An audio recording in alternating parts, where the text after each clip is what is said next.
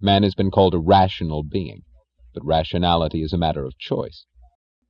The key to what you so recklessly call human nature, the open secret you live with yet dread to name, is the fact that man is a being of volitional consciousness. Reason does not work automatically.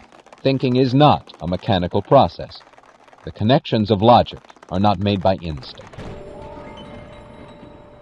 A being of volitional consciousness has no automatic course of behavior. He needs a code of values to guide his actions. Value presupposes an answer to the question of value to whom and for what.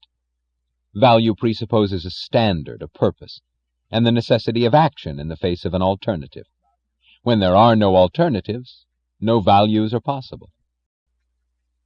There is only one fundamental alternative in the universe, existence or non-existence, and it pertains to a single class of entities, to living organisms.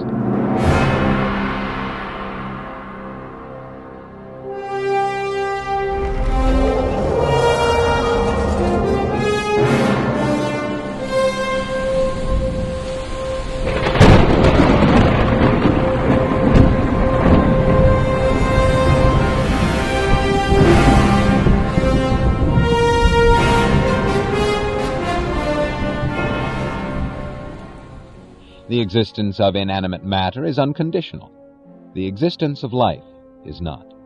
It depends on a specific course of action. Matter is indestructible. It changes its forms, but it cannot cease to exist. It is only a living organism that faces a constant alternative, the issue of life or death. Life is a process of self-sustaining and self-generated action. If an organism fails in that action, it dies. Its chemical elements remain, but its life goes out of existence. It is only the concept of life that makes the concept of value possible. It is only to a living entity that things can be good or evil.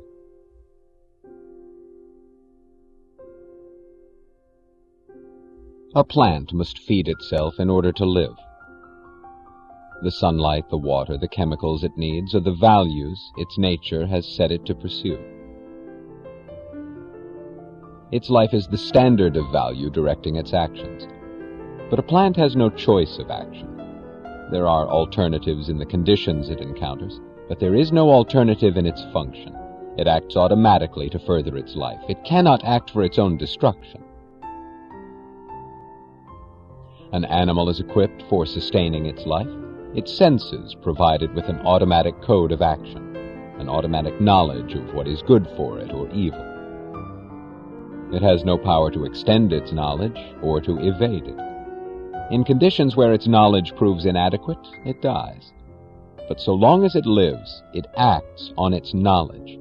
With automatic safety and no power of choice, it is unable to ignore its own good, unable to decide to choose the evil and act as its own destroyer.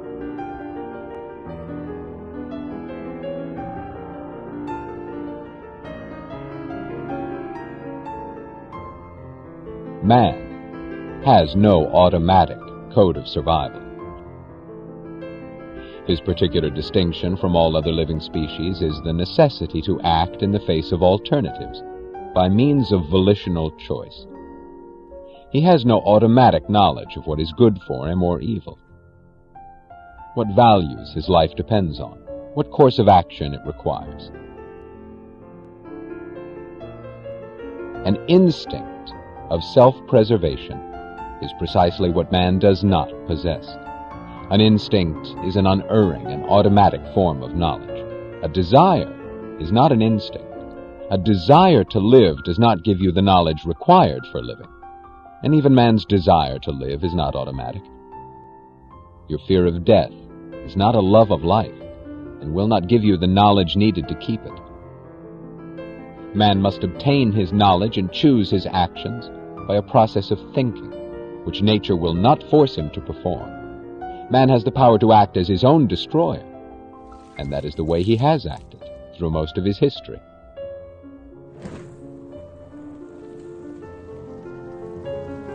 A living entity that regarded its means of survival as evil would not survive.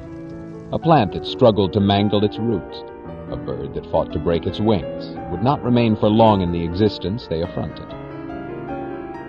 But the history of man has been a struggle to deny and to destroy his mind. Man has been called a rational being, but rationality is a matter of choice, and the alternative his nature offers him is rational being or suicidal animal. Man has to be man by choice. He has to hold his life as a value by choice. He has to learn to sustain it by choice. He has to discover the values it requires and practice his virtues by choice. A code of values accepted by choice is a code of morality.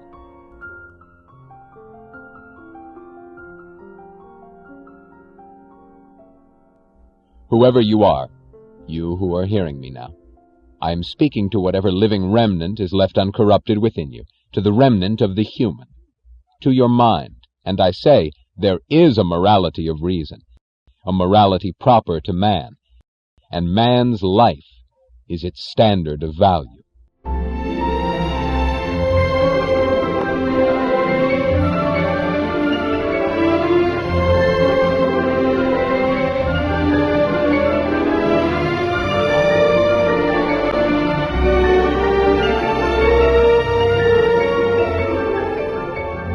All that which is proper to the life of a rational being is the good.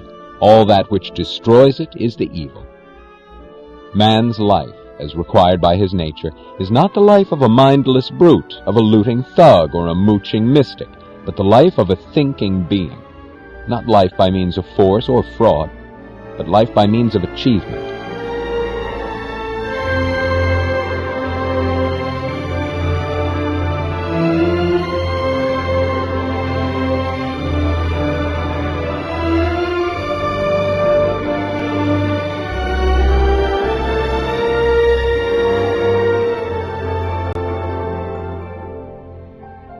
Man's life is the standard of morality, but your own life is its purpose.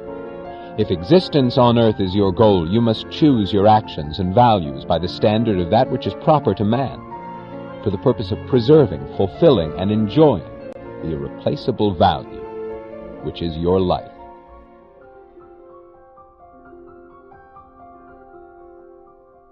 Are you beginning to see who is John Galt? I am the man who has earned the thing you did not fight for. Somewhere within you, you still long to say what I am now saying to the hearing of the whole of mankind. I am proud of my own value and of the fact that I wish to live. But it is a wish one must learn to deserve. Virtue is not an end in itself. Virtue is not its own reward. Life is the reward of virtue, and happiness is the goal and the reward of life.